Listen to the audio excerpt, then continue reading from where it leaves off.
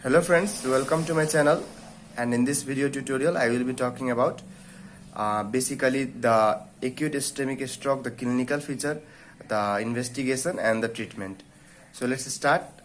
But before this, so if you have not seen the part 1, part 2 and part 3 of stroke, watch that part first and then you can understand this part better.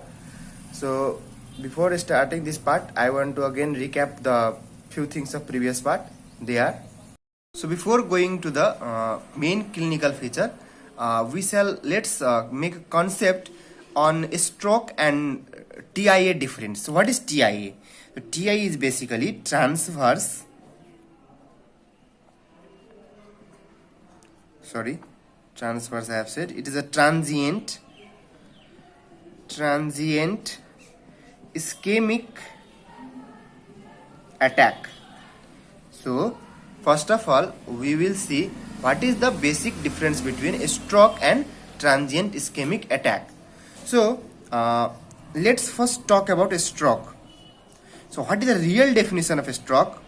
हैन, जुन पनि entrance को examination मा जाँदाखेरि हामीले stroke को simply त्यति मात्रै जानेर पुग्दैन कि स्ट्रोक भनेको ब्रेन को सेल को डेथ त्यति मात्रै जानेर पुग्दैन. स्ट्रोक हुनको लागि there are certain condition. So सबभन्दा पहिला स्ट्रोक मा एउटा कन्डिसन हुनुपर्छ. Stroke should be abrupt onset, that is of sudden onset. So मैले के भने कि स्ट्रोक भन्नको लागि there should be sudden onset of the features, हैन. अर्को there should be no convulsions, हैन, किनभने कन्भल्सन्सले स्ट्रोक जस्तै जस्तै फिचर्सहरु मिमिक गर्न सक्छ.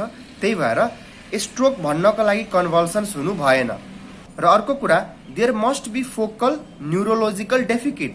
So what is focal neurological deficit? Either there will be the hemiplegia or there will be the paraplegia or there will be the any kind of facial weakness or sensory weakness, हैन. So hemiplegia भयो or paraplegia भयो, हैन, or any facial palsy features, हैन. So any kind of जो sensory or motor weakness जस्तो भयो भने that is called focal neurological deficit. So the focal neurological deficit मात्रै पनि भएर स्ट्रोक भन्न मिल्दैन. that should last greater than 24 hours. so 24 घण्टा भन्दा बडी टाइम को लागि यदि फोकल न्यूरोलोजिकल डेफिकेट छ भने now only we can call this condition as a stroke. So stroke हुनको लागि के हुनु पर्यो त?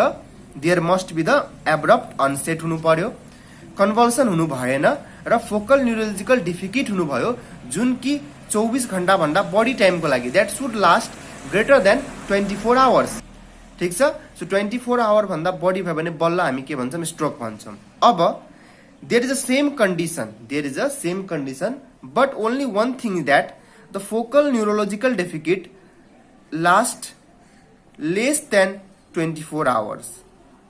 सो यदि फोकल न्यूरोलोजिकल डेफिकेटले 24 आवर भन्दा जस्तो एब्रप्ट अनसेट ओके छ, कन्भल्सन पनि छैन, तर फोकल न्यूरोलोजिकल जुन डेफिकेट छ that is lasting now less than 24 hour. Suppose that is lasting 10 hours or 12 hour or 1 hour, then that condition is now not called as stroke, and that condition is basically known as TIA. TIA is transient ischemic attack. So transient ischemic attack is almost all similar to stroke. सबै कुरा stroke जस्तै हुन्छ. तर transient ischaemic attack भन्नको लागि जुन focal neurological deficit छ त्यो डेफिकेट 24 आवर भन्दा कम ड्युरेसन को हुनु पर्यो. That is should have less than 24 hour duration, that is 10 hour 12 hour. So यदि कुनै मान्छेले एब्रप्ट अनसेट छ, कन्भल्सन छैन र प्लस फोकल न्यूरोलोजिकल डेफिकेट छ 24 आवर भन्दा कम भने that is patient is of TIA. तर फोकल न्यूरोलोजिकल डिफेक्ट यदि 24 आवर भन्दा बढीको छ भने that patient is of now stroke. ठीक छ. सो नाउ अहिलेसम्म स्ट्रोक र TIA को हामीले डिफिनिसन जस्तो बुझ्यौं. अब अर्को के बुझ्नु पर्यो कि जस्तो फोकल स्ट्रोक र TIA को डिफरेन्स जस्तो बुझौं. So focal neurological deficit last greater than 24 hour, तर ट्रान्जिएन्ट इस्केमिक अट्याक में last less than 24 hours. Can be haemorrhagic, can be ischaemic, हैन. हामीले पढेका छौं कि स्ट्रोक दुई किसिमको हुन सक्छ, हेमरेजिक पनि र इस्केमिक पनि हुन सक्छ. तर ट्रान्जिएन्ट इस्केमिक एट्याकको नामैमा इस्केमिया छ भने it is always ischaemic, it can never be haemorrhagic. So यो बेसिकली डिफरेन्स भयो टिआइए र स्ट्रोकको। So there is a scoring system that tells that what is the risk that transient ischaemic attack patient can have stroke in coming days, होइन। So let suppose कुनै पनि मान्छेलाई अहिले transient ischaemic attack भयो, तर उसलाई फ्युचरमा स्ट्रोक हुने चान्स र रिस्क कति छ त? सो त्यो रिस्क हामीले इस्टिमेट पहिले गर्न सक्छौँ जति बेला त्यो पेसेन्टलाई ट्रान्सफर इस्केमिक एट्याक छ। सो त्यो जुन रिस्क छ त्यसलाई रिस्कलाई एसेस गर्नको लागि there is a scoring system. This scoring system is also called known as ABCD2 scoring system, होइन। यसलाई भन्छ ABCD2 scoring system. So what is ABCD2? So A बाट भन्छ एज। सो यदि एज पेसेन्टको greater or equal to 60 years छ भने we give a score 1। त्यसै गरी सिस्टेमिक ब्लड प्रेसर यदि ग्रेटर देन 140 छ भने 140/90 छ भने वी अल्सो गिभ स्कोर 1, होइन। कुनै पनि एउटा भए पनि स्कोर 1 दिन्छ। सो मानौ कोही मान्छेको सिस्टोलिक 140 छ तर डायस्टोलिक 140 भन्दा ग्रेटर छ तर डायस्टोलिक नर्मल छ भने पनि स्कोर 1। चाहे कोही मान्छेको सिस्टोलिक इज नर्मल तर डायस्टोलिक इज ग्रेटर देन 90 त्यही पनि स्कोर 1, र दुवै बढे पनि स्कोर 1, होइन। सो एनी हाउ कुनै पनि प्रेसर बढ्दाखेरि पनि हामीले स्कोर 1 नै दिने हो, तर एटलिस्ट एउटा प्रेसर बढ्नु पर्यो स्कोर 1 दिनको लागि। अर्को there must be clinical features. So A बाट एज भयो, बी बाट बीपी भयो, सी बाट clinical features. So clinical features like there must be either unilateral weakness, होइन। सो युनिल्याटरल विकनेस जुन हेमिप्लेजिया भन्यौँ, होइन, यसलाई स्कोर हामी 2 दिन्छौँ। अर्को कुरा यदि स्पिच डिस्टर्बेन्सहरू छ भने हामीले स्कोर 1 दिन्छौँ। र अर्को कुरा यदि मोटर पनि छ यानी भनेपछि हेमिप्लेजियाहरू पनि छ, होइन, हेमिप्लेजिया पनि छ र प्लस स्पिच पनि छ डिस्टर्ब भने हामी त्यो कन्डिसनलाई त्यही पनि 2 नै दिन्छौँ स्कोर, होइन। र यदि ट्रान्जिएन्ट इस्केमिक एट्याकको ड्युरेसन जुन छ 10 to 59 मिनट्सको ड्युरेसन भएको छ भने त्यसलाई स्कोर 1 दिन्छौँ, र ग्रेटर देन 1 आवर छ भने हामी स्कोर 2 दिन्छौँ, होइन। सो अलमोस्ट यो ABCD2 भनेको ABCD त आयो, ए बाट एज, बी बाट बीपी, सी बाट क्लिनिकल फिचर र डी बाट duration of transient ischaemic attack, होइन। र अर्को डी बाट छ डायबिटिज मेलाइटस। डायबिटिज मेलाइटस छ भने हामी स्कोर 1 दिन्छौँ। सो बेसिकली हामीले अर्को लास्ट D2 छ नि त, त्यही भएर दुईटा डी आयो, ड्युरेसनको डी र डायबिटिज मेलाइटसको डी, यसलाई पनि स्कोर 1 दियौँ। सो बेसिकली यो स्कोरिङ सिस्टम हो। यदि कुनै पनि पेसेन्टलाई ट्रान्जिएन्ट इस्केमिक एट्याक छ भने त्यसलाई अब फ्युचरमा कति रिस्क छ कि स्ट्रोक हुन सक्छ भने टोटल स्कोर गर्दाखेरि हाम्रो म्याक्सिमम स्कोर हुन्छ 7 is a maximum score. So यो सबै स्कोरलाई जोड्नुस् 1 2 to 4, होइन। अब क्लिनिकल फिचरबाट एउटा कुनै स्कोर लिन सकिन्छ। सो 1 2 2 to 4 भयो, होइन। डायबिटिज मेलाइटसको 1 5, होइन। त्यसपछि यहाँ चाहिँ मानौ कि 2 आउन सक्छ, सो 7 सम्म स्कोर भयो, होइन। सो म्याक्सिमम स्कोर भनेको 7 म्याक्सिमम स्कोर भयो। सो अब म्याक्सिमम स्कोर 7 छ भने के भन्छ कि जति बढी स्कोर हुन्छ त्यति बढी मान्छेलाई स्ट्रोक आउने फ्युचरमा रिस्क धेरै हुन्छ। So more there is score, so more the chance of having stroke in next 3 month, होइन। So this is a scoring system. हामीले यो पनि पुरा बुझिसक्यौँ। So concept regarding the symptom. सो स्ट्रोक हामीलाई के थाहा छ कि stroke can be ischaemic or haemorrhagic, होइन। अब इस्केमिक स्ट्रोक बेसिकली कि त थ्रम्बसको क्लोटले गर्दाखेरि हुनसक्छ कि त इम्बोलसको कारणले हुनसक्छ। अब कन्सेप्ट के राख्नु पर्यो कि कसरी हामी डायग्नोस गर्ने, कि यो जुन क्लिनिकली कसरी हामी थाहा पाउने हिस्ट्रीहरूबाटै कि स्ट्रोक इस्केमिक छ कि स्ट्रोक हेमरेजिक छ। अर्को कुरा कि के क्लिनिकल फिचर हुन्छ कि इस्केमिकमै पनि थ्रोम्बोटिक टाइपको स्ट्रोक छ कि थ्रोम्बसले कारण स्ट्रोक भएको छ कि इम्बोलसको कारणले स्ट्रोक भएको छ, त्यो कसरी थाहा पाउने त? सो भेरी सिम्पल, के याद राख्नुहोस् कि जुन यो पेसेन्ट हुन्छ हेमरेजिकको पेसेन्टले युजुअली गिभ्स हिस्ट्री अफ ट्रमाको हिस्ट्री दिन्छ, होइन। तर इस्केमिक पेसेन्टले ट्रमाको हिस्ट्री नदिन सक्छ, होइन। युजुअली ट्रमाको हिस्ट्री दिँदैन, होइन। युजुअली चाहिँ इस्केमिक पेसेन्टले हाइपरटेन्सन केही कार्डियोभास्कुलर रिस्क फ्याक्टरहरूको हिस्ट्री दिन सक्छ, तर हेमरेजिक पेसेन्टहरूले जहिले पनि ट्रमाको हिस्ट्री दिन्छ। अब जे पनि फिचर्स आउँछ भने जस्तो मानौ कि हेमिप्लेजिया फिचर आउँछ और केही पनि किसिमको जे पनि अब जुन फोकल न्यूरोलॉजिकल डिफिकल्ट वाला जुन फिचर्सहरु आउँछ त्यो सबै फिचर्सहरु थ्रोम्बोटिक क्लोटको कारणले यदि स्ट्रोक भएको छ भने के हुन्छ त सिम्पटमहरु एउटा टाइममा देखिन्छ, फेरि सिम्पटम सबसाइड हुन्छ, फेरि सिम्पटम आउँछ, फेरि सबसाइड हुन्छ, फेरि सिम्पटम आउँछ, फेरि सबसाइड हुन्छ। सो सिम्पटम भ्यारी गर्छ विथ टाइम हैन। सो के यो कन्डिसनलाई भन्छ स्टटरिङ भन्छ। के भन्छ? स्टटरिङ भन्छ। स्टटरिङ भनेको पेशेन्ट इम्प्रुभ हुन्छ, फेरि पेशेन्ट डिसइम्प्रुभ हुन्छ। So improve disimprove, improve disimprove. सो यहाँ के हुन्छ त इम्प्रुभ हुन्छ, फेरि के हुन्छ, फेरि उसको कन्डिसन बिग्रिन्छ, फेरि डिसइम्प्रुभ हुन्छ। सो यस्तो सिम्पटम इम्प्रुभ डिसइम्प्रुभ जस्तो भइरहेछ भने त्यो थ्रोम्बोटिक क्लोटको कारणले भएको होला। अर्को इम्बोलस। इम्बोलसको कारणले जुन प्रब्लम हुन्छ त्यो चाहिँ एकचोटि once it happens then it remain constant. यो चाहिँ के हुन्छ त कन्स्टेन्ट हुन्छ। जस्तो एकचोटि हेमिप्लेजिया भयो भने त्यो अब इम्प्रुभ डिसइम्प्रुभ हुने हुँदैन, यो कन्स्टेन्ट रहन्छ इम्बोलसमा। सो इम्बोलसमा जुन प्रब्लम भयो त्यो remain constant, that do not get improve and disimprove. त्यस्तो हुँदैन यहाँ। तर हेमरेजिकमा के हुन्छ, there will be progressive deficit. जस्तो सुरुमा जति डेफिकेट थियो अब त्यो डेफिकेटहरु बढ्दै गइरहेछ। So there will be the progress. सिम्पटमहरु प्रोग्रेसमा हुन्छ के, सिम्पटमहरु बढ्दै गइरा हुन्छ। सो बढ्दै गइराको सिम्पटम भनेको that is a feature of haemorrhagic stroke हैन। तर सिम्पटमहरु इम्प्रुभ डिसइम्प्रुभ भनेको थ्रोम्बोट क्लोटको फिचर भयो। अर्को इम्बोलसको कारणले हुन्छ भने त्यो कन्स्टेन्ट टाइपको सिम्पटम हुन्छ, प्रोग्रेसिभ टाइपको हुँदैन नेचर।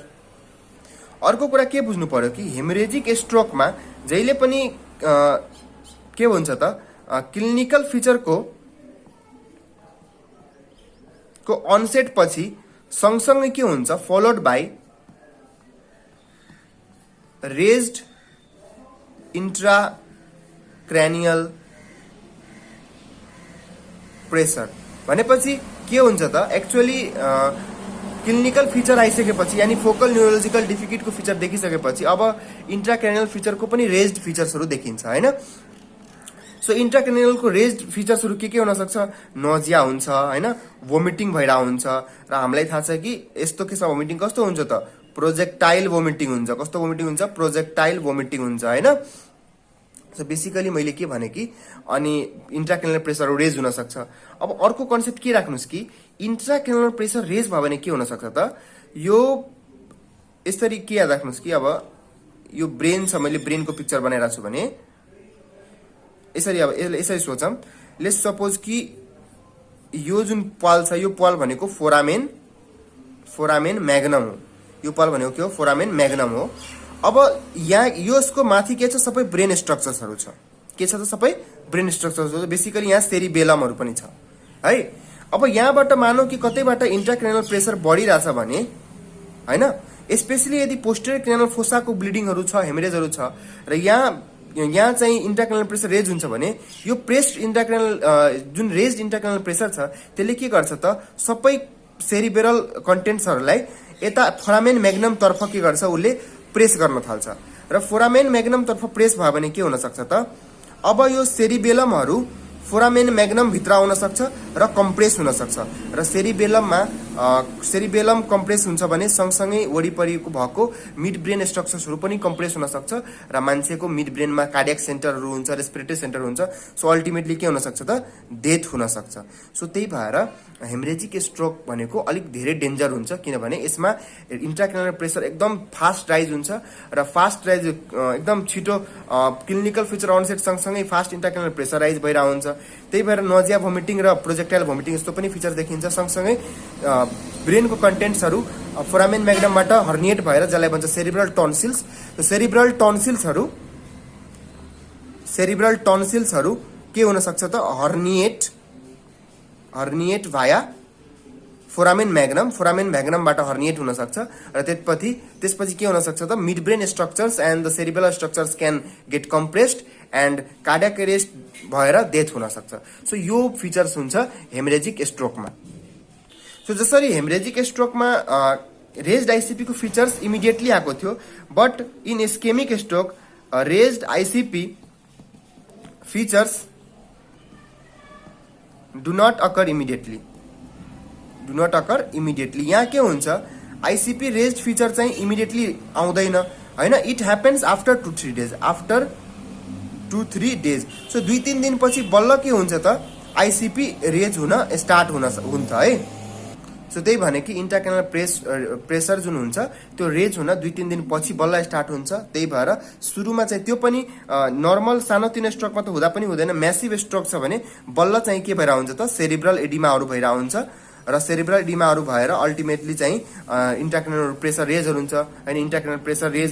तर यो हुनको लागि यहाँ चाहिँ इमिडिएटली हुँदैन, 2-3 दिन पछि हुन्छ, जबकि हेमरेजिकमा त्यति बेलै हुन्थ्यो, यहाँ चाहिँ त्यति बेला हुँदैन, पछि हुन्छ अलि। So here we have the medial surface of the brain. So this is the one of the hemisphere, cerebral hemisphere. So cerebral hemisphere को एउटा medial surface हामी हेरिरहेछौँ। So let's suppose this is the corpus callosum, these are the cortex, and this is the posterior lobe, this is the anterior and frontal and the parietal lobe हैन। अनि अब के छ कि यो चाहिँ ब्रेन स्टेम स्ट्रक्चर्सहरु हो र यो तल स्पाइनल कोर्ड हो, यो पिट्युटरी ग्ल्यान्ड हो हैन। सो हामीले यो मेडियल सर्फेस अफ ब्रेन भनेर बुझ्नु पर्यो।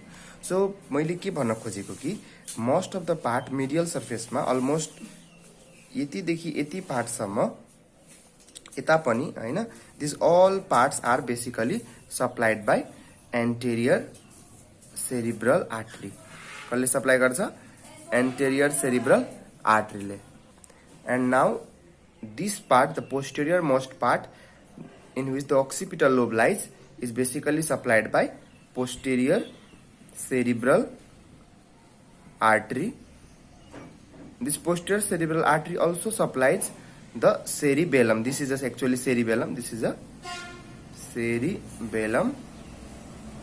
So in cerebellum basically there are the arteries of the posterior inferior cerebral artery, superior cerebral artery, and we have the anterior inferior cerebral artery, but also there is a supplementation by posterior cerebral artery. So basically these are the blood supply of the medial surface. So in medial surface basically anterior cerebral artery and the posterior cerebral artery has main role in distributing the blood.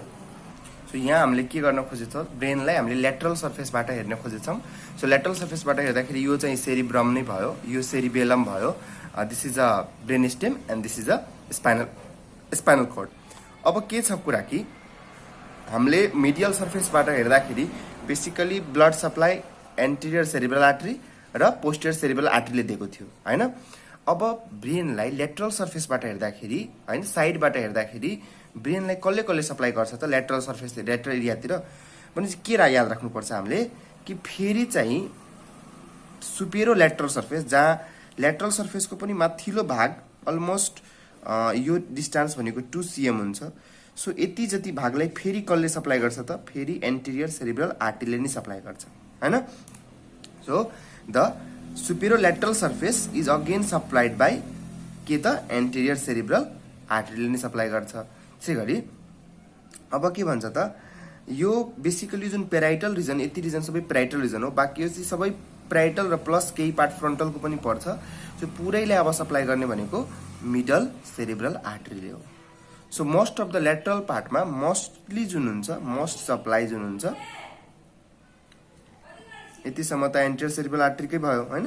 यो सबै यस्तो यस्तो गरेको मैले भन्ने बुझेको के बुझ्नुस् कि अलमोस्ट 2 cm जति सुपेरियर सर्फेस जुन हुन्छ, सुपेरियर लेटरल सर्फेस, त्यसलाई सप्लाई गर्ने भनेको कसले हो? एन्टेरियर सेरिब्रल आर्टरीले हो। तर बाँकी जति पनि कुरा हुन्छ यहाँ फ्रन्टल र पेराइटल रिजनमा, त्यसलाई सप्लाई गर्ने भनेको कसले हो त? मिडल सेरिब्रल आर्टरी, एमसिए भनेको मिडल सेरिब्रल आर्टरी।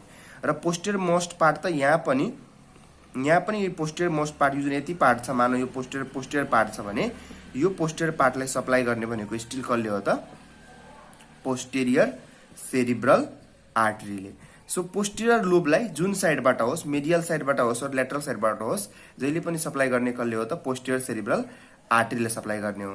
तर अरु बाँकी पार्ट पेराइटल लोब र फ्रन्टल लोबहरूलाई चाहिँ बेसिकली मेडियल साइडबाट एन्टेरियर सेरिब्रल आर्टरी, तर लेटरल साइडबाट मिडल सेरिब्रल आर्टरीले चाहिँ सप्लाई गरिरहेको हुन्छ। ठिक छ। अब चाहिँ हामी कुन कुन एरियाले के काम गर्छ अलि हामी त्यो बुझ्छौँ अब। सो लेटरल सर्फेसमै हामी पहिला ब्रेनको के एरियाहरू बुझ्छौँ। सो लेट सपोज कि दिस इज द ब्रेनको यो एउटा सेन्ट्रल सल्कस भयो। के हो त? यो पोइन्ट जुन छ यो पोइन्ट, सो यो पोइन्ट हो चाहिँ के हो त? सेन्ट्रल सल्कस, सेन्ट्रल सल्कस भयो है, सेन्ट्रल सल्कस भयो ब्रेन ल्याटरल साइडमा हेर्दाखेरि। सेन्ट्रल सर्फेसको अगाडितिर एउटा कर्टेक्स पाइन्छ। This cortex is basically known as, यो जुन कर्टेक्स छ यसलाई भन्छ मोटर कर्टेक्स। मोटर कर्टेक्स र पछाडितिर सेन्ट्रल सर्कसको पछाडितिर जुन कर्टेक्स पाइन्छ this cortex is basically sensory cortex. अब हामीले फर्स्ट इयर सेकेन्ड इयरतिर एउटा टर्म पढ्यो होला, सेरिब्रल होमन्कुलस। सेरिब्रल होमन्कुलस भनेको के थियो कि यो कर्टेक्सहरुमा एक्चुअली के हुन्छ त, जति पनि बडी अर्ग्यान हुन्छ त्यो बडी अर्ग्यानको एउटा भनौं न एउटा इमेज जस्तो जस्तो राखेको हुन्छ। जस्तो लेट सपोज कि सुपेरियर मोस्ट पार्ट छ भने, सपोज हैन साच्चीकै हो, यो सुपेरियर पार्टले बेसिकली के गर्छ त लेगहरुलाई सप्लाई गर्छ। अब यो के बुझ्नुस् कि जस्तो यो मोटर कर्टेक्सको सुपेरियर पार्ट छ भने मोटर कर्टेक्स सुपेरियर पार्टले लेगलाई लेगको जुन हामी भोलुन्टरी एक्सन मुभमेन्टहरु गर्छौं, लेगलाई जुन हामीले मुभ गर्छौं त्यो भनेको चाहिँ मोटर कर्टेक्सले गर्छ हैन, मुभमेन्ट लेगको। तर त्यही लेगबाट सेन्सेसनहरु माथि फेरि ल्याउने भनेको काम चाहिँ सेन्सरी कर्टेक्सले गर्छ, जुन कि लेगको लागि जति पनि फंक्सनहरु हुन्छ त्यो चाहिँ अप्पर मोस्ट पार्ट अफ यो कर्टेक्सको अप्पर मोस्ट पार्टतिर पाइन्छ। अब एक्चुअली मैले के भनेको थिएँ कि अप्पर मोस्ट पार्टमा कसले सप्लाई गरेको छ, एन्टेरियर सेरिब्रल आर्टरीले सप्लाई गरेको छ। अब यसै गरी बुझ्न सकिन्छ कि एन्टेरियर सेरिब्रल आर्टरीको यदि यो आर्टरी ब्लकेज छ हैन, कुनै इम्बोलस और कुनै थ्रोम्बसले गर्दा यो आर्टरी ब्लकेज छ र यो आर्टरीको कारणले इस्केमिया भइराछ भने मान्छेमा के प्रब्लम आउँछ त, एन्टेरियर सेरिब्रल आर्टरीले अब लेगमा मात्रै सप्लाई गर्छ। त्यसो भए भनेपछि पेशेन्टमा के होला त, पेशेन्टमा हेमी प्लेजिया होला हैन, जहाँ चाहिँ लेग्सहरु चल्दैन। अब जुन साइडको एक्चुअली लोब खडा छ त्यो साइडको कन्ट्राल्याटरल होला हैन, किनभने ब्रेनले जहिले पनि अपोजिट साइडलाई सप्लाई दिन्छ। भनेपछि यो राइट साइडको सेरिब्रल हेमिस्फियर छ भने लेफ्ट साइडको लेगहरु अब उसको लेफ्ट साइडको लेगहरुमा विकनेस डेभलप हुन्छ, मोटर विकनेस र प्लस सेन्सरी विकनेस दुवै डेभलप हुन्छ। उसले न त केही सेन्सेसन बुझ्छ न त उसले खुट्टाहरु चलाउन सकिरा हुन्छ। सो यदि एन्टेरियर सेरिब्रल आर्टरीको इन्जुरी छ भने, ब्लकेज छ भने त्यहाँ इस्केमिया भएर कन्ट्राल्याटरल लेग्सहरुको हेमिप्लेजिया हुन्छ हैन। अर्को कुरा के बुझ्नु पर्यो कि यो भन्दा तलको रिजनमा एक्चुअली आर्महरु पर्छ, हेडहरु पर्छ हैन, फेसहरु पर्छ। भनेपछि अब यो आर्म हेड फेस जति पनि भयो यो सबैलाई कसले सप्लाई गरिरहेको थियो त, मैले के भने कि यो आर्म र हेडको जति हेड फेस जति पनि बाँकी रिजन्सहरु छ त्यो रिजनहरुमा के हुन्छ त सप्लाई गर्छ मिडल सेरिब्रल आर्टरीले। हामीले हेरेकै थियौ कि बाँकी ल्याटरल पार्टमा त मिडल सेरिब्रल आर्टरीले सप्लाई गर्छ। त्यही भएर मिडल सेरिब्रल आर्टरीको लिजन हुन्छ भने त्यतिबेला के हुन्छ, लेग्सहरुमा विकनेस खासै हुँदैन। विकनेस केमा डेभलप हुन्छ, आर्महरुको विकनेस डेभलप हुन्छ हैन, फेसियलहरुमा फेसियल पाल्सी हुन्छ हैन। सो त्यही भएर फेसियल पाल्सी, आर्महरुमा विकनेस डेभलप हुने यो सबै कुराहरु चाहिँ मिडल सेरिब्रल आर्टरी ब्लकेजहरुमा चाहिँ देखिन्छ हैन। सो यो सानो कन्सेप्ट हामीले चाहिँ बुझ्नु पर्छ। सो बेसिकली समरीमा के आयो कि एन्टेरियर सेरिब्रल आर्टरीको इन्भल्भमेन्टले के गराउँछ त, sensory and motor weakness, sensory weakness पनि हुन्छ मोटर विकनेस पनि हुन्छ अफ द कन्ट्राल्याटरल लेग्स, अपोजिट साइडको लेगमा हैन। र मिडल सेरिब्रल आर्टरीको इन्भल्भमेन्ट यदि छ भने, इन्भल्भमेन्ट भन्नाले त्यसमा ब्लकेज और केही इम्बोलसले थरोम्बसले गर्दाखेरि केही पनि भएको छ भने sensory and motor weakness of the contralateral आर्म्सको अब बढी हुन्छ, अदर पार्ट्सको पनि हुन्छ हैन। तर के याद राख्नुस् कि मिडल सेरिब्रल आर्टरीको यदि इन्भल्भमेन्ट छ भने यसले कतै न कतै लेगको पनि विकनेस गराउँछ। तर व्हाई, जब लेगलाई सप्लाई नै गरे छैन त्यो एरियाले, त्यसो भए कसरी त्यसले लेगलाई चाहिँ विकनेस गराउँछ यो चाहिँ हामीले कन्सेप्ट बुझ्नु पर्यो। सो नर्मली यति त छ कि जहिले पनि आर्मको विकनेस जहिले पनि भेरी भेरी ग्रेटर देन लेगको weakness in middle cerebral artery involvement. तर मैले के भने कि लेगको विकनेस त्यसो भए किन डेभलप हुन्छ त मिडल सेरिब्रल आर्टरीमा, के बुझ्नु पर्यो हामीले। यहाँ सानो कन्सेप्ट छ एउटा, लेट सपोज कि this is a cerebral hemisphere and this is central sulcus, this is a sensory cortex, this is a motor cortex, ठीक। अब के हुन्छ खासमा, यो अप्पर पार्टमा कसले सप्लाई गर्छ त, एन्टेरियर सेरिब्रल आर्टरीले, र यो पार्टमा कसले सप्लाई गर्छ त, मिडल सेरिब्रल आर्टरीले, ठीक छ। अब के छ कि कुनै पनि न्युरोन्सहरुको सेल बडी एक्चुअली यहाँ हुन्छ अप्पर मोस्ट पार्टमा। अब लेगको लागि सेल जुन न्युरोनहरू हुन्छ त्यो अप्पर मोस्ट पार्टमा प्रेजेन्ट हुन्छ, तर न्युरोनको एक्जनहरू कहाँ प्रेजेन्ट छ त? फेरि एक्जनहरू फेरि लोवर मोस्ट पार्टमै प्रेजेन्ट छ त, होइन? त्यही भएर एक्चुअली मिडल सेरेब्रल आर्टरीको यदि इन्भल्भमेन्ट छ भने त्यसले लेगको लागि एक्जोनहरूलाई त इफेक्ट पार्न सक्छ, होइन? So axons can be affected. यो एक्जोन एफेक्टेड भएको कारणले गर्दाखेरि, होइन, यो एक्जोन भएको कारणले एफेक्टेड हुँदाखेरि गर्दाखेरि के हुन्छ त? लेगको विकनेस मिडल सेरेब्रल आर्टरीको इन्भल्भमेन्टमा पनि देखिन्छ। तर यदि माइनर टाइपको मिडल सेरेब्रल आर्टरी इन्भल्भमेन्ट छ भने त्यस्तो खासै लेगको विकनेस देख्दैन। बेसिकली आर्मको विकनेस चाहिँ जुनमा पनि एकदमै धेरै प्रोमिनेन्ट हुन्छ। तर लेगको प्रोमिनेन्ट विकनेस केमा देखिन्छ त? प्रोमिनेन्टै लेगको एन्टेरियर सेरेब्रल आर्टरीको इन्भल्भमेन्टमा चाहिँ देखिन्छ। सो स्टिल यो ल्याटरल सर्फेसकै पिक्चर छ। अब हामीले अर्को कन्सेप्ट के डेभलप गर्नु पर्यो कि लेट्स सपोज कि यो ल्याटरल सर्फेस छ, होइन, ब्रेनको भनेपछि हामीलाई के थाहा थियो कि यो एन्टेरियर मोस्ट जुन एकदम सुपेरियर ल्याटरल सर्फेस जुन हुन्छ अलमोस्ट 2 सेन्टिमिटर जति, यसलाई कसले सप्लाई गर्छ त? एन्टेरियर सेरेब्रल आर्टरीले सप्लाई गर्छ। अब फ्रन्टल रिजनतिर के हुन्छ त? यहाँतिर एउटा कटेक्स हुन्छ, special cortex. This cortex is called prefrontal cortex, जुन चाहिँ फ्रन्टल लोबमा चाहिँ पाइन्छ, होइन, प्री फ्रन्टल कटेक्स। यो कटेक्सको मेन रोल हुन्छ, यो भनेको area of social behaviour and personality, होइन? यो प्री फ्रन्टल कटेक्स एक्चुअली कस्तो एरिया हो कि it is a area of social behaviour and personality. भनेपछि यो एरियाले के कन्ट्रोल गर्छ त? जस्तो हामी चाहिँ अब क्लासमा गएर, जस्तो हामी स्कुलमा छौँ भने अब क्लासेसहरूमा के लाउँछौँ? एउटा युनिफर्म लाउँछौँ, होइन? फेरि घरमा सुत्ने बेला चाहिँ, होइन, ड्युरिङ नाइट टाइम हामी नाइट ड्रेस लाउँछौँ, होइन? पार्टीमा जाँदा पार्टी सुटहरू लाउँछौँ, होइन? अब के छ कि हाम्रो एउटा सोसल बिहेभियर छ नि त। नाइटमा जाँदा नाइट जस्तो ड्रेस लाउने, सुत्दाखेरि अरू एउटा ड्रेस लाउने, स्कुलहरू जाँदा अरू कुनै अफिसहरूको काम गर्दाखेरि एउटा ड्रेस लाउने, पार्टीमा जाँदा पार्टीको ड्रेस लाउने, होइन? सो यो भनेको एउटा सोसल बिहेभियर हो। और हामी आफूभन्दा ठुलोसँग कसरी बोल्छौँ, सानोसँग कसरी बोल्छौँ, त्यो एउटा सोसल बिहेभियर हो। अब के हुन्छ कि यो एरियालाई सप्लाई गर्यो भनेको त एन्टेरियर सेरेब्रल आर्टरीले हो। सो यदि एन्टेरियर सेरेब्रल आर्टरीको इन्भल्भमेन्ट छ भने यसले के पनि गराउँछ त? यसले बेसिकली मैले अघि भने जस्तो कन्ट्राल्याटरल लेगहरूको हेमिप्यारेसिस त हुन्छ नै, प्लस के हुन्छ त? प्लस प्री फ्रन्टल कटेक्स पनि त ड्यामेज हुन सक्छ। सो प्री फ्रन्टल कटेक्सको यदि डिस्टर्बेन्स र ड्यामेज छ भने त्यति बेला पर्सनले एन्टी सोसियल बिहेभियरहरू देखाउँछ। अब उसलाई ड्रेसहरूको केही बाले मतलब हुन्न, होइन, नाङ्गै पनि घुमेर हिँड्न सक्छ। सो यस्तो पनि कन्डिसन आउन सक्छ यदि एन्टेरियर सेरेब्रल आर्टरीको लिजन छ भने। अब अर्को कन्सेप्ट के बुझ्नु पर्यो कि यो जुन एरिया छ, जुन अल्टिमेटली अलिक ल्याट्रो इन्फेरियर सर्फेसमा एरिया छ, यो कता छ त? इन्फेरो ल्याटरल सर्फेसतिर जुन एरिया हुन्छ, एउटा सानो एरिया, होइन? यो एरिया भनेको अलमोस्ट पेराइटल लोबतिर पर्छ। This area is actually called known as Broca's area. यो एरियालाई के भन्छ त? Broca's area. र अर्को एरिया यो पनि पेराइटल लोबतिरै पर्छ, अलमोस्ट यो ठाउँमा पर्छ। यो एरियालाई भन्छौँ हामीले वर्निकेज एरिया। के त? Wernicke's area.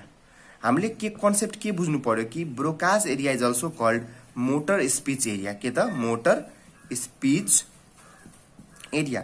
ब्रोकाज एरियाको काम के हो कि जस्तो वर्डहरू फर्मेसन गर्ने, वर्डहरूमा एक्सप्रेसन ल्याउने।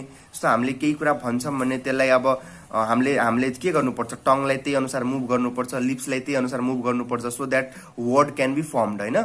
सो त्यो वर्डहरू फर्मेसन गर्नको लागि, होइन, वर्ड फर्मेसनको लागि हामीले के गर्नुपर्छ त? अब टङको मुभमेन्ट गर्नुपर्छ, लिप्सको मुभमेन्ट गर्नुपर्छ, होइन, भोकल कर्डहरूको मुभमेन्ट हुन्छ।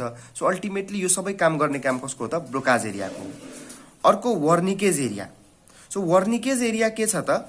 यो भनेको सेन्सरी स्पिच एरिया हो। सेन्सरी स्पिच एरिया भनेको के बोल्नुपर्छ भनेर त्यो चाहिँ अब के बोल्नुपर्छ, होइन, त्यो सेन्सेसनहरू दिने काम चाहिँ बोलेको कुरा ठिक छ कि छैन, यो सबै सेन्सेसन दिने काम चाहिँ कसको हो त? वर्निकेज एरियाको हो, होइन? अब यो वर्निकेज एरिया र यो एरिया यति पार्टलाई त हामीले थाहा नै छ ल्याटरल पार्टमा कसले सप्लाई गर्छ त? मिडल सेरेब्रल आर्टरीले सप्लाई गर्छ, होइन? So Wernicke's and Broca's area are basically supplied by the middle cerebral artery र मिडल सेरिब्रल आर्टरीको यदि इन्भल्भमेन्ट छ भने अब के हुन्छ त अब मान्छेले बोल्न सक्छ राम्ररी त बोल्न सक्दैन त्यही भएर के हुन सक्छ त ब्रोकाज नबोल्नु सक्ने कन्डिसनलाई भन्छ एफेजिया सो ब्रोकाज एफेजिया हुन सक्छ और वर्निकेज एफेजिया पनि हुन सक्छ वर्निकेज एफेजिया सो मान्छेले कि त वर्ड फर्मेसन गर्न सक्दैन कि त अब उसले वर्डहरू बुझ्नै सक्दैन हैन उसको सेन्सरी सेन्सेसन लस भइसक्यो त्यहाँ सेन्सरी स्पिच एरियाको उसले वर्ड चाहिँ सेन्सै गर्न सक्दैन सो त्यहाँ ब्रोकाज एफेजिया हुन सक्छ वर्निकेज एफेजिया हुन सक्छ हैन और कम्बिनेसन अफ बोथ दुवै पनि हुन सक्छ मिडल सेरिब्रल आर्टरीको इन्जुरीहरुमा किनभने यो दुवै एरियाले कसले सप्लाई गर्छ त मिडल सेरिब्रल आर्टरीले सप्लाई गर्छ अब अर्को कन्सेप्ट के छ कि मिडल सेरिब्रल आर्टरीको इन्भल्भमेन्टमा के पनि हुन्छ कि युनिल्याटरल भिजुअल फिल्ड डिस्टर्बेन्स हुन्छ दैट इज होमोनिमस हेमिएनोपिया हुन्छ यो के हो होमोनिमस हेमिएनोपिया भनेको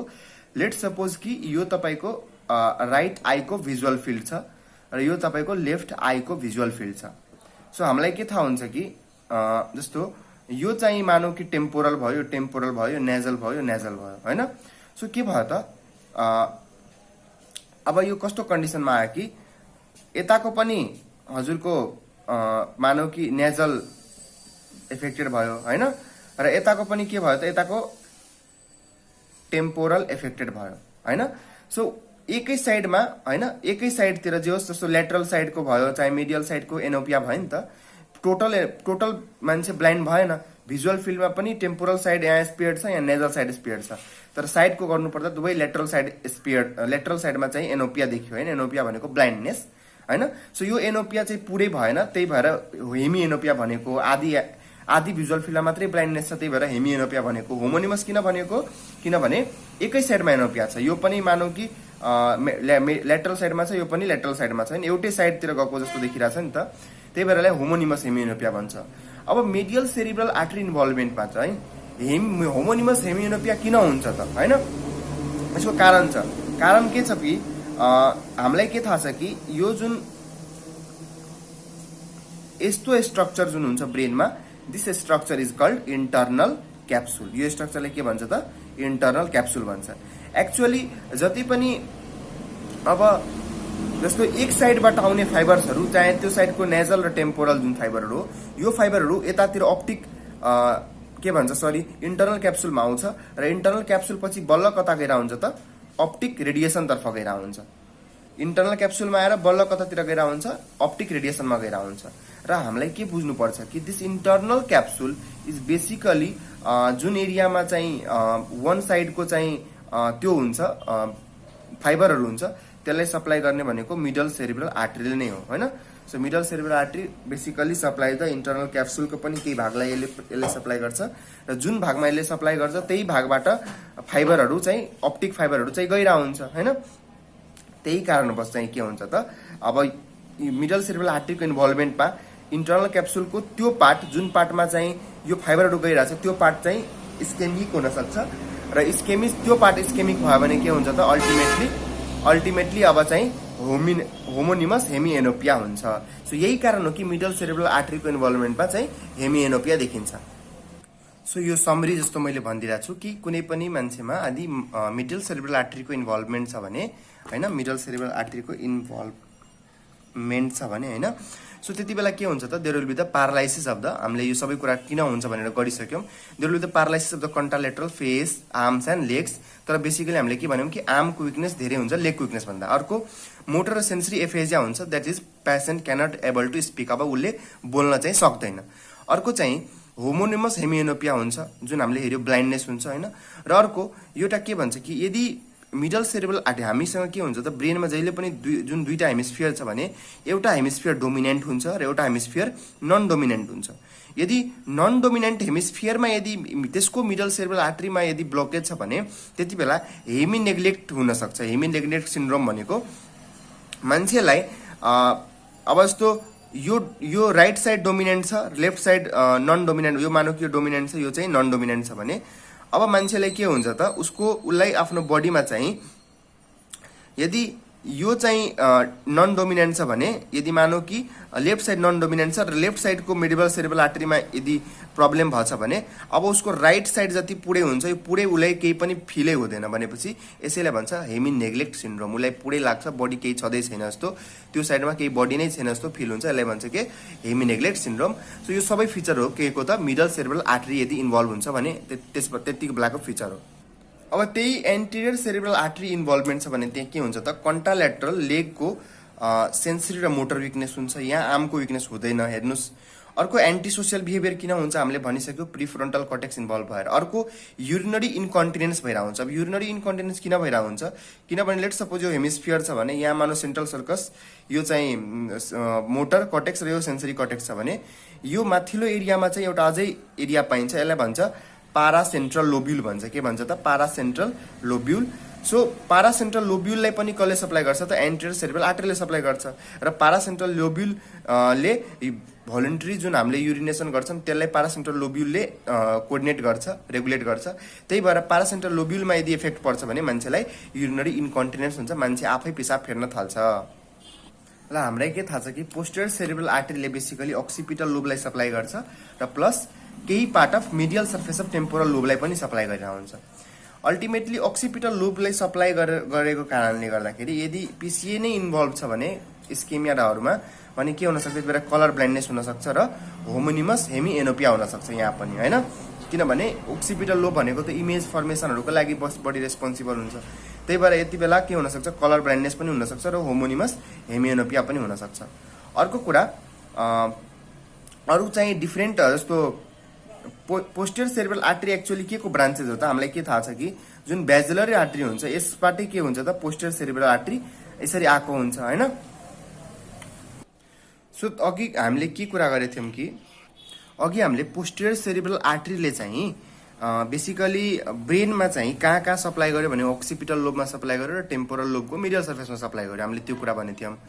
अब त्यही पोस्टेरियर सेरेब्रल आर्टरीले चाहिँ होइन पोस्टेरियर सेरेब्रल आर्टरीले चाहिँ मिड ब्रेनलाई पनि सप्लाई गरिरहेको हुन्छ। कसलाई सप्लाई गर्छ? मिड ब्रेनलाई सप्लाई गर्छ। सो यो पिक्चर जुन छ होइन यो picture actually cut section of mid brain हो, होइन? त्यो के बुझ्नु पर्यो हामीले कि पोस्टेरियर सेरेब्रल आर्टरी यदि इन्भल्भ छ भने पक्कै पनि मिड ब्रेनलाई यदि यसले सप्लाई गर्छ भने मिड ब्रेनको पनि कारणले केही फिचर्स आउला। सो के हुनपर्छ पहिला मिड ब्रेनमा यसले कहाँ सप्लाई गर्छ पहिला त्यो बुझौँ। सो के याद राख्नुहोस् कि यो मिड ब्रेनको सेक्सन छ भने यो मिड ब्रेनको सेक्सनमा चाहिँ यो पार्टलाई भन्छ कर्टिको स्पाइनल ट्र्याक्ट। कर्टिको स्पाइनल ट्र्याक्ट भनेको यो एक्चुअली मोटर फाइबर्स हो जुन चाहिँ ब्रेनबाट तल लेग ह्यान्ड र बाँकी सबै कुरामा गइरहेछ, होइन? So these are the basically के फाइबर हो त मोटर फाइबर हो, मोटर फाइबर हो। अर्को यो भनेको यसपछि हुन्छ third cranial nerve nucleus. Third cranial nerve nucleus भनेको यो भनेको ओक्लुमोटर नर्भ हो। को हो त ओक्लुमोटर नर्भ, होइन? र हामीलाई के थाहा छ कि ओक्लुमोटर नर्भको बेसिकली काम हुन्छ एक्स्ट्रा ओकुलर मसलको, होइन? आईको जुन मसल्सहरू हुन्छ एक्स्ट्रा ओकुलर मसल्स यसको मुभमेन्टमा चाहिँ हामीलाई थाहा छ कि थर्ड क्रेनियल नर्भको चाहिँ काम हुन्छ, होइन? अर्को यसको पछाडि हुन्छ रेड न्युक्लियस। के न्युक्लियस हुन्छ? Red nucleus. र सबभन्दा पछाडि हुन्छ सुपेरियर सेरिबेलर पेडङ्कल, यानि यो यहाँ यस्तो नर्भहरू हुन्छ जुन नर्भहरू सेरिबेलमबाट कहाँ आएर हुन्छ त मिड ब्रेनमा आएर हुन्छ। सो सेरिबेलमबाट मिड ब्रेनमा आउने नर्भहरू कहाँ आउँछ त सुपेरियर सेरिबेलर पेडङ्कलमा आउँछ। सो बेसिकली हामीले के बुझ्यौँ कि यो पोस्टेरियर सेरेब्रल आर्टरीले बेसिकली कर्टिको स्पाइनल ट्र्याक्टलाई थर्ड नर्भ न्युक्लियसलाई रेड न्युक्लियसलाई सुपेरियर सेरेब्रल पेडङ्कललाई यो सबैलाई सप्लाई गर्ने काम पोस्टेरियर सेरेब्रल आर्टरीले पनि गर्छ, है? अब चाहिँ के बुझ्नु पर्यो कि अब यो ब्लड सप्लाई भने कसरी हुन्छ कि यहाँ जस्तो कर्टिको स्पाइनल ट्र्याक्ट भयो, होइन? अरे यो चाहिँ थर्ड नर्भ न्युक्लियस भयो भनेपछि पोस्टेरियर सेरेब्रल आर्टरीले एक्चुअली एउटा ब्रान्च दिएको हुन्छ थर्ड नर्भ न्युक्लियस र कर्टिको स्पाइनल ट्र्याक्ट पर्ने गरी। सो यदि यो ब्रान्च यो पनि कसले सप्लाई गर्यो? पिसिएले नि सप्लाई गरेको हो। सो यहाँ यदि यो ब्रान्च यदि एफेक्टेड हुन्छ भने यति बेला के हुन्छ त यो साइडको थर्ड क्रेनियल नर्भको पाल्सी हुन्छ। सो यो साइड भनेको सो राइट साइड छ भने राइट साइडकै, होइन?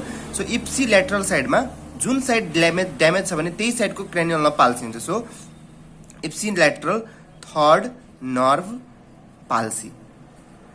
र अर्को कुरा कर्टिकोस्पाइनल ट्र्याक्ट पनि त अब इन्भल्भ भयो। यसको कारणले के हुन्छ त, अब कन्ट्राल्याटरल अपोजिट साइडको बडीमा चाहिँ राइट साइड छ भने लेफ्ट साइडमा के हुन्छ त, बडी मान्छेलाई हेमिप्लेजिया देखिन्छ। सो कन्ट्राल्याटरल हेमिप्लेजिया चाहिँ देखिन्छ। अब इप्सिलेटरल थर्ड क्रनियल प्याल्सी देख्नु र कन्ट्राल्याटरल हेमिप्लेजिया देख्नु, this is actually a syndrome. This syndrome is called basically Weber's syndrome. के हुन्छ त, यसलाई कुन सिन्ड्रोम भन्छ त, वेबर सिन्ड्रोम भन्छ।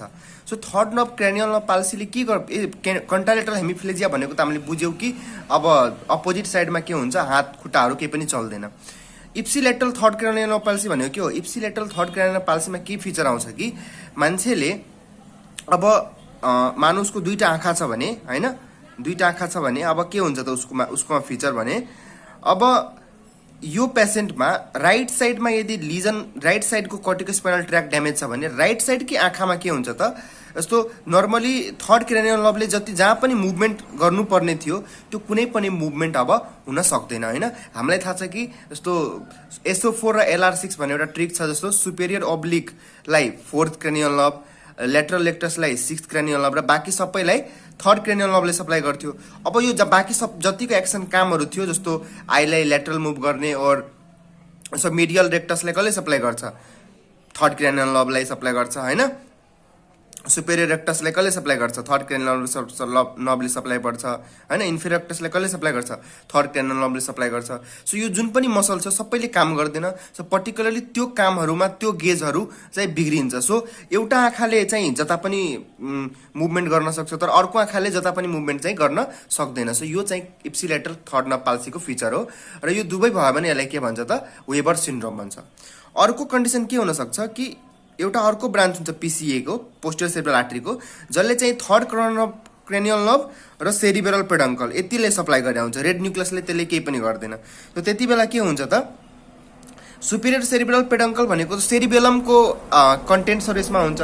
त्यो सेरिबेलमको कन्टेन्ट्सहरू भयो भने सेरिबेलर फिचरहरू देखिन्छ हैन, सेरिबेलर फिचरहरू देखिन सक्छ। र अर्को कुरा थर्ड क्रेनियल नर्भ पाल्सी यहाँ पनि देखियो। So ipsilateral third cranial nerve palsy देखियो हैन। सो बेसिकली सेरिब्रल फिचरहरू के हुन सक्छ त, मान्छेको अब गेट डिस्टर्बेन्सहरू हुन सक्छ, द्याट इज एटेक्जिक गेटहरू हुन सक्छ हैन। सो गेट उसको डिस्टर्ब हुन्छ, ऊ राम्ररी अब कोअर्डिनेसन मिलाएर हिँड्न सक्छ, एटेक्जिक गेट भइदिन्छ हैन। सो गेट डिस्टर्बेन्सहरू हुन्छ इन द कन्ट्राल्याटरल साइड हैन। यो सेरिब्रल फिचर पनि कन्ट्राल्याटरल साइडको हुन्छ, कन्ट्राल्याटरल साइड। र त्यही साइडमा थर्ड क्रेनियल पाल्सी भनेको जुन मैले अघि फिचर भने त्यही फिचरहरू चाहिँ देखिन्छ। So now in the summary, यदि PCA ले यदि मिडवेन इन्भल्भ गरेछ भने के हुन सक्छ त, ipsilateral cranial third nerve palsy र कन्ट्राल्याटरल सेरिब्रल फिचर हुन सक्छ। यो दुवै भयो भने यसलाई भन्छ बेनेडिक्ट सिन्ड्रोम हैन। कन्ट्राल्याटरल सेरिब्रल फिचरको फिचरहरू के हुन सक्छ त, एटेक्जिक गेटहरू हुन सक्छ हैन। अर्को चाहिँ ipsilateral cranial third nerve palsy हुन सक्छ और कन्ट्राल्याटरल हेमिप्लेजिया हुन सक्छ, यसलाई भन्छ वेबर सिन्ड्रोम। र अब त्यही थर्ड नर्भ पाल्सीहरू कारणले गर्दाखेरि आइलिड रिट्र्याक्सन पनि गर्न सक्दैन। सो ड्रपिङ अफ आइलिड हुन्छ। र सुपेरियर रेक्टस र इन्फिरियर रेक्टसको नर्मली काम हुन्छ आईको भर्टिकल गेज मिलाउने, यानी अप र डाउन मुभमेन्ट आईबलको गर्नेमा यसको रोल हुन्छ। अब सुपेरियर रेक्टस र इन्फिरियर रेक्टसलाई त थर्ड क्रेनियल नर्भले सप्लाई गर्छ, त्यही भएर अल्टिमेटली मान्छेले अप र डाउन मुभमेन्टहरू गर्न सक्दैन, द्याट इज कि उसको भर्टिकल गेज अब प्यारालाइज भइसक्यो। सो उसले साइडवाइज मुभमेन्टहरू अलिअलि गर्न सक्छ तर अप एन्ड डाउन मुभमेन्ट चाहिँ गर्न सकिरा हुँदैन। So ultimately the PCA involvement can cause basically a homonymous hemianopia, color blindness, diplopia। अब यता मिड ब्रेन तर्फ इन्भल्भ गरेछ भने third cranial palsy, contralateral hemiplegia गराउन सक्छ, contralateral cerebellar features that is ataxic गेटहरू चाहिँ बिग्रिन्छ, एटेक्जिक गेट भइदिन्छ हैन। So these all are the features in the posterior cerebral artery is involve. सो अहिलेसम्म हामीले posterior cerebral artery, middle cerebral artery involve भयो भने के फिचर आउँछ, एन्टेरियर सेरिब्रल आर्टरी इन्भल्भ भने के फिचर आउँछ, सबै हामीले राम्ररी डिस्कस गरिसकेका छौँ। So in next video will discuss the केही अझै छुटेको छ भने त्यो हामी डिस्कस गर्छौँ र will also discuss the investigation and the treatment portion. So thank you for watching this and subscribe my channel.